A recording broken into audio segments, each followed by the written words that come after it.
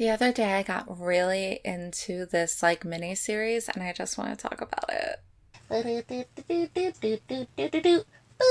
Hi everybody, I'm Miss Jenny and welcome to a Miss Jenny off the cuff video talking about something she likes. Oh, why is it so red, Miss Jenny? Why is it so red? Because what I gotta talk about is red hot. Okay, that's not true. I just really like red. You know, my nickname used to be Red. Shh. The other day, I finally took the dive and started watching one of the shows that are on Netflix that I have been seeing around and haven't had a chance to watch.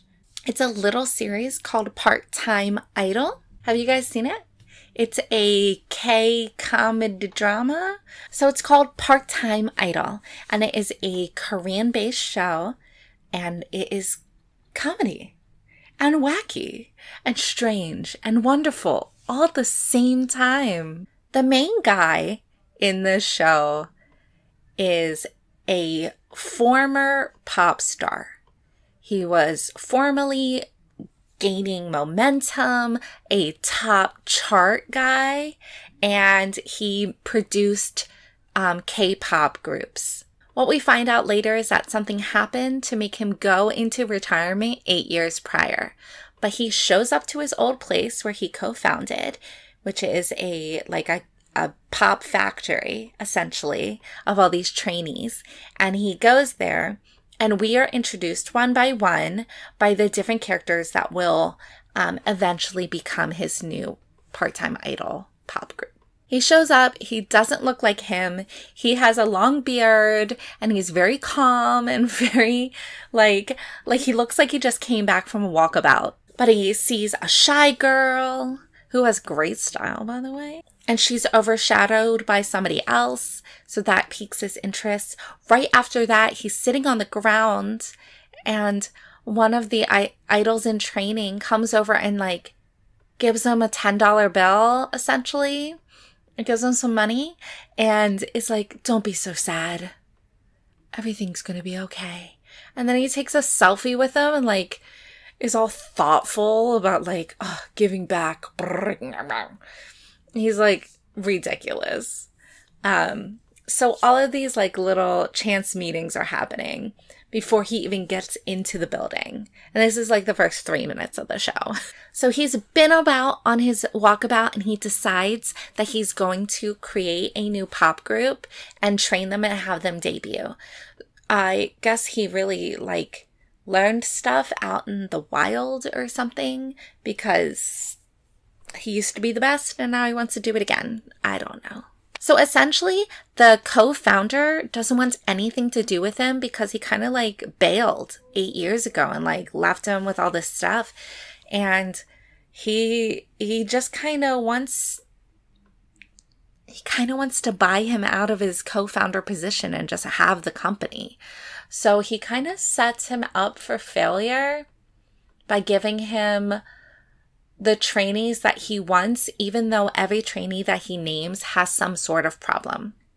He wants the shy girl that he saw outside. The shy girl's problem is she can't hit the high notes.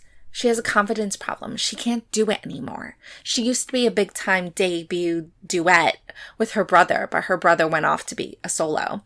So now she is left with no high notes.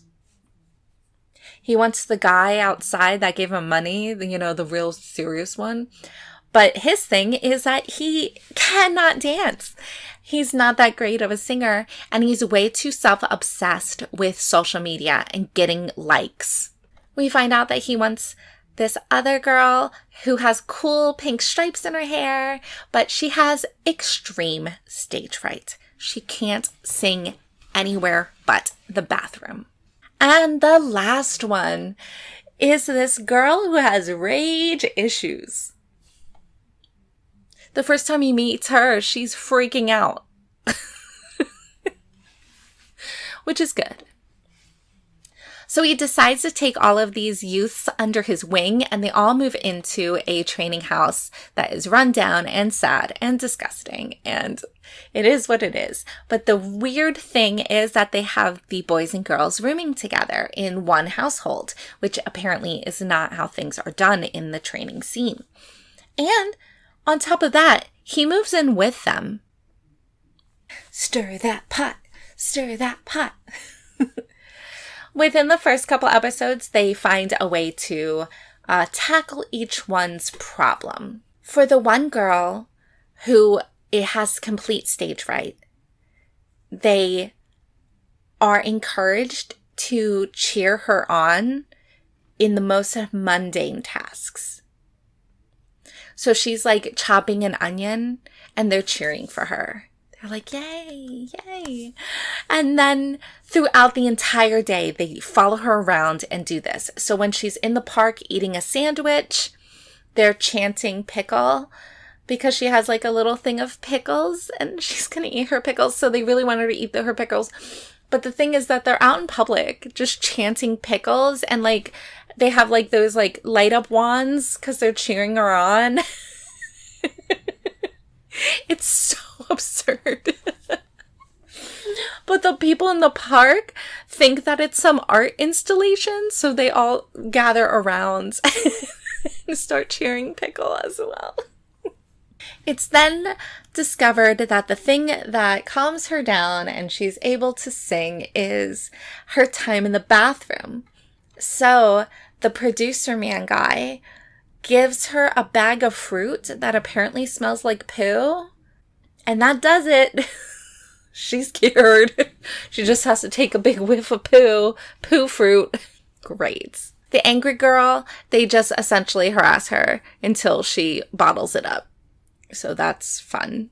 The girl who is shy with the high notes, apparently they need to uncork her frustrations and let those high notes fly. So the way to do that is to scare her, because the highest pitch that somebody can do is when they're scared and scream. So they take turns just scaring her the entire time. Just go on and scare her over and over and over again. Yeah. The guy who has a serious like self-inflation problem, the producer gives him like 20,000 followers on Instagram or something. So every time he does something, when it comes to training, they like post it and the positive feedback makes him work harder because he's like, he thinks he's the shit and he's really bad. Like he thinks he's a great dancer and he's not. And he thinks, you know, working for 10 minutes on dancing is like enough and he's so tired afterwards. But because of the positive reinforcements from his Instagram followers, he like works harder and actually gets better, which is very good. But at the end, it's revealed that all of those followers were fake and they're taken away from him to really bring him back down to earth and realize what's more important, which is the time and effort that you put in to all the things. The interesting thing is, in this series, they bring on a choreographer who's like a really big star. He's a big choreographer. He works with big people. And he keeps trying to train them in these big dance moves that they're not trained to do because they're like baby trainees. But this was a test for the choreographer guy because he is offered a spot on the team to make his debut, because apparently years and years and years ago, that was his goal, was to be a singer and debut with a group. And now he can with these guys. The series is only about 6 episodes. It's definitely worth a watch. I watched it in one afternoon. It does have subtitles, which is why I don't know how to say anybody's name properly, which is why I didn't use anybody's name. It shows their journey against the label that doesn't want them to succeed, because if they fail, the co-CEO guy can buy out the producer's share and just have the company himself because he's a greedy businessman. But if they succeed, it's also good for the company because then they get good publicity and make more money. So it's a win-win kind of thing, but they're constantly trying to do things to sabotage them from being successful. It continues all the way until they make their debut and you find out whether or not they're successful. The song that they have that comes out is this song called Red Carpet, and to be honest, it slaps. Throughout the series, they kind of hint at the song when they're practicing, but nobody, like the recording of it isn't polished, and the way that they perform it isn't, like vocally, isn't very like, oh, you know? But so when they debut it on the last episode, it's fully realized. It has an amazing impact, and the song slaps, yo. I 100% recommend everybody going to watch this, though I do have to put a disclaimer because towards the end of the series, they do talk about the pressure of being an idol and the consequence when people cannot handle that pressure. I was actually quite shocked when they went into that as much as they did because of how slapstick the rest of the series was, but they did discuss one of the older idols from years and years and years ago that did lose their life, which is actually why Mr. Man Guy left 8 years ago and retired and went on his walkabout in the first place. It's a great plot point and really does move the story forward. It's not just put in there it's just not put in there for no reason. Have you guys seen Part-Time Idol? Are you going to watch Part-Time Idol now? You should. Go do it. Guys, I've been Miss Jenny. I hope you enjoyed the Red Room. The Red Room of remembrance. The Red Room of what's Jenny watching now? I don't know. Guys, it's raining really hard right now. I guess we'll find out what I'm watching next week. Bye.